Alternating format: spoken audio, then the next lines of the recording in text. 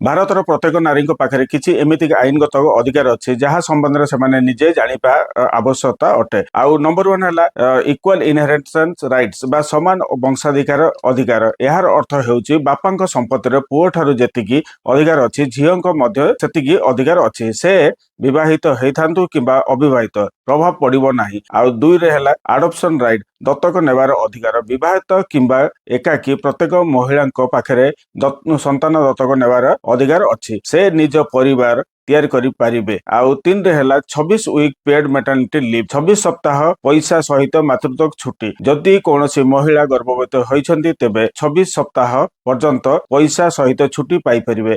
ଏହି ସମୟରେ ସେମାନଙ୍କର କୌଣସି ସାଲାରୀ କଟିବ ନାହିଁ। 4ରେ ହେଲା କ୍ରାଇମ କମ୍ପ୍ଲେନ୍ସ ରାଇଟ୍ ଅପରାଧ ଅଭିଯୋଗ କରିବାର ଅଧିକାର। ଯଦି କୌଣସି ମହିଳାଙ୍କ ସହିତ କୌଣସି ଅପରାଧ ଘଟେ ସେ ଦେଶର କୌଣସି ପୋଲିସ ଷ୍ଟେସନରେ ଯାଇକି ଅଭିଯୋଗ କରିପାରିବେ। ପୋଲିସ ଏହା କହିପାରିବ ନାହିଁ ଯେ ଏହା ଆମ ଏରିଆର କେସ୍ ନୁହେଁ। ବା 5ରେ ହେଲା ଫ୍ରି ଆମ୍ବୁଲାନ୍ସ ଫର ପ୍ରେଗନେନ୍ସି ଓମେନ୍ ଗର୍ଭବତୀ ମହିଳାଙ୍କ ପାଇଁ ମାଗଣା ଆମ୍ବୁଲାନ୍ସ। ସରକାର ପ୍ରତ୍ୟେକ ଗର୍ଭବତୀ ମହିଳାଙ୍କ ପାଇଁ ଡେଲିଭରି ସମୟରେ ମାଗଣା ଆମ୍ବୁଲାନ୍ସ ସୁବିଧା ଦେଇଛନ୍ତି। 6ରେ ହେଉଛି ଷ୍ଟଲ୍କିଂ ପନିଶମେଣ୍ଟ ବା ଆପଣ ବାରମ୍ବାର ଫୋନ ପିଛା କରିବାର ଅପରାଧ। ଯଦି କୌଣସି ପୁରୁଷ ଆପଣଙ୍କୁ ବାର ବାର ଫୋନ କରେ କିମ୍ବା କୌଣସି ଲୋକ ଆପଣଙ୍କ ବିନା ଅନୁମତିରେ ଆପଣଙ୍କ ଚଳାଚଳ ରେକର୍ଡ କରେ ତେବେ ଏହା ଅପରାଧ।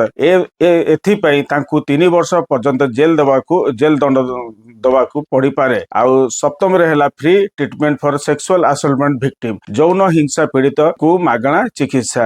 ଯଦି କୌଣସି ମହିଳା ସହିତ ଯୌନ ସେକ୍ସୁଆଲ ଆସଲ୍ଟମେଣ୍ଟ ହୁଏ ପ୍ରତ୍ୟେକ ହସ୍ପିଟାଲରେ ସେମାନଙ୍କୁ ମାଗଣା ଚିକିତ୍ସା କରିବାର ପ୍ରାବଧାନ ଅଛି। ଆଉ 8ରେ ହେଲା नो बेल ଅଫେନ୍ସ ସର୍ଚ୍ଚ ବା नो मेल ଅଫିସର ସର୍ଚ୍ଚ ବା ପୁଲିସ ମହିଳାଙ୍କୁ ତଲାସି କରିପାରିବ ନାହିଁ। କୌଣସି ମହିଳାଙ୍କୁ ପୁରୁଷ ପୋଲିସ ଅଫିସର ତଲାସି କରିପାରିବ ନାହିଁ। କେବଳ ମହିଳା ପୋଲିସ ହିଁ ତାକୁ ତଲାସି କରିପାରିବ। ଆଉ 9ରେ ହେଲା ଫୋର୍ସ ରେଜୁଲେସନ ବା କନଭନସନ ଇଜ କ୍ରାଇମ ବା ଜବରଦସ୍ତି ଧର୍ମ ପରିବର୍ତ୍ତନ କରାଇବା ଅପରାଧ। କୌଣସି ମହିଳାଙ୍କୁ ଜବରଦସ୍ତି ଧର୍ମାନ୍ତର ପରିବର୍ତ୍ତନ କରାଇବା ଏହା ଏକ ଗୁରୁତ୍ୱପୂର୍ଣ୍ଣ ଅପରାଧ। ଆଉ 10 ନମ୍ବର ହେଲା no arrest after sunset before sunrise ସୂର୍ଯ୍ୟାସ୍ତ ପରେ ଏବଂ ସୂର୍ଯ୍ୟୋଦୟ ପୂର୍ବରୁ ଗିରଫ କରାଯାଇପାରିବ ନାହିଁ। ସୂର୍ଯ୍ୟାସ୍ତ ପରେ ବା ସୂର୍ଯ୍ୟୋଦୟ ପୂର୍ବରୁ ମହିଳାଙ୍କୁ ଗିରଫ କରାଯାଇପାରିବ ନାହିଁ ଯେପର୍ଯ୍ୟନ୍ତ ନା କୌଣସି କୋର୍ଟର ପରମିଶନ ନଥାଏ। ଯଦି এই ଭିଡିଓଟାକୁ ଇନଫର୍ମେଟିଭ ଲାଗିଛି ଲାଇକ୍ ସେୟାର ସବସ୍କ୍ରାଇବ କରିଦିଅନ୍ତୁ। ଆଉ ଆପଣମାନଙ୍କ ପ୍ୟାର ମତାମତ ଦେଇକି ଆମକୁ ଉତ୍ସାହିତ କରନ୍ତୁ। ଜୟ ହିନ୍ଦ,